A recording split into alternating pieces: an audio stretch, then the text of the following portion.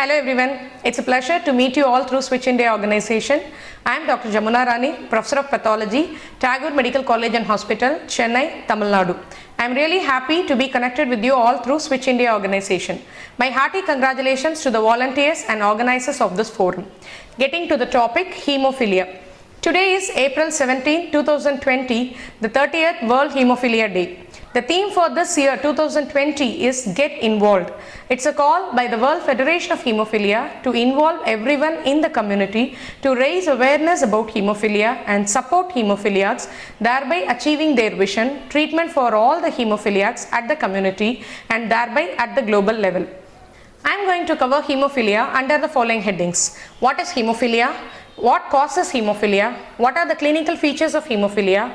How to diagnose hemophilia? How to treat hemophilia? And finally, what are the government initiatives on hemophilia? So first, what is hemophilia?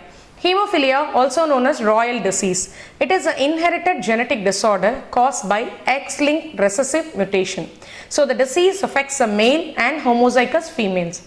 Rarely, heterozygous females can have a life-threatening bleeding due to hemophilia because of X chromosomal lionization. So what is X chromosomal lionization? So in lionization, already one copy of the gene is mutated, so other copy is randomly inactivated. So these people will be behaving like a homozygous and they'll also have a life-threatening bleeding due to hemophilia.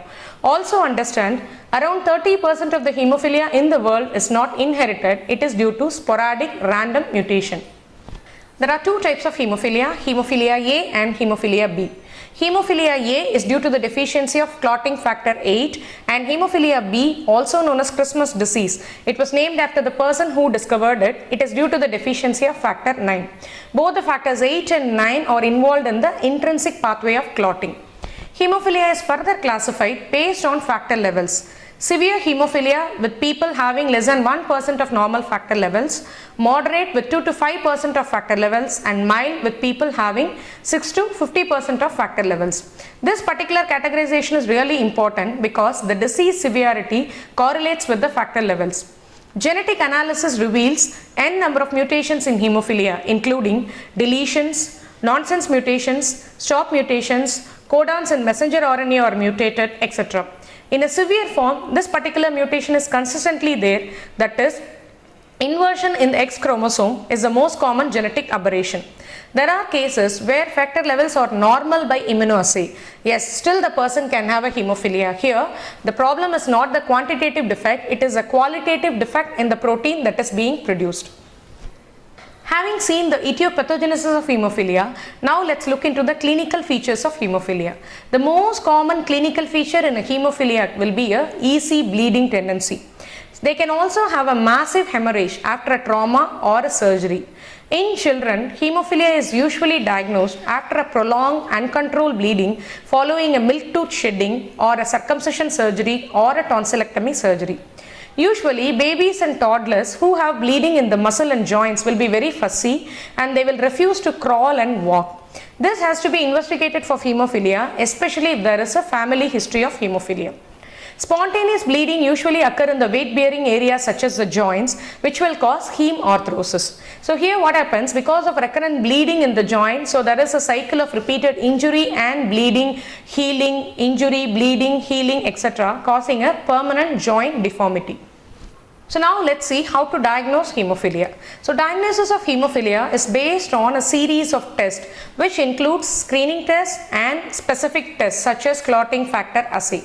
So typically a hemophiliac patient will have a normal bleeding time because the platelets are normal, the platelet count is normal, the prothrombin time which measures the extrinsic pathway of clotting is also normal. A hemophiliac will have a prolonged activated partial thromboplastin time, also known as APTT.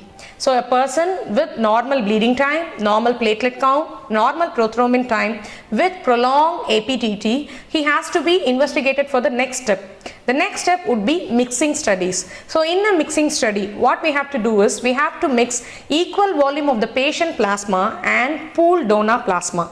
Once we do the mixing study and estimate the APTT, if the APTT is normal, it means it is due to a factor deficiency because the factor that was deficient in the patient plasma is now corrected by the plasma which is supplied by the donor. So this gives a clue that it could be because of a factor deficiency. Now what we have to do, we have to estimate individual factor assay. So here we use immunoassay to estimate individual factor assay. So this is how we diagnose hemophilia. In families with hemophilia history, genetic counseling and prenatal diagnosis has to be done. Prenatal diagnosis is done with chorionic villus sampling. So now we'll see how to treat hemophilia. So treatment of hemophilia is through the infusion of recombinant factors, which are easily available nowadays, and they are available as freeze-dried powders, so they can be reconstituted as and when necessary. Depending on the severity, therapeutic and prophylactic doses of the factors can be given. For mild disease, intranasal desmopressin is usually given, which basically causes a release of von Willebrand factor from the blood vessel lining. So this von Willebrand factor will further cause release of factor VIII from the plasma, because we are all aware the role of von Willebrand is to bind with factor VIII in the plasma. Okay. So hemophiliacs also need orthopedic and a dedicated physiotherapy support.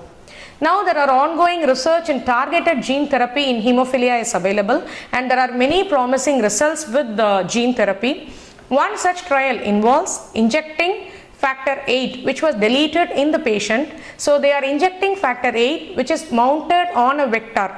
They take adenovirus as a vector and they are injecting, and this study has shown lot of promising results. For hemophilia B, already gene therapy has shown very successful results. So a complete cure for hemophilia is very much possible in the near future. So now let's see what are the government initiatives in hemophilia. So the Hemophilia Federation of India, since its inception in 1983, it is working along with Ministry of Health and Family Welfare. So their aim is to reach out people with hemophilia in India, and they provide a good quality care, education. They make treatment available to them at an affordable cost. They also provide psychosocial support and also economic rehabilitation.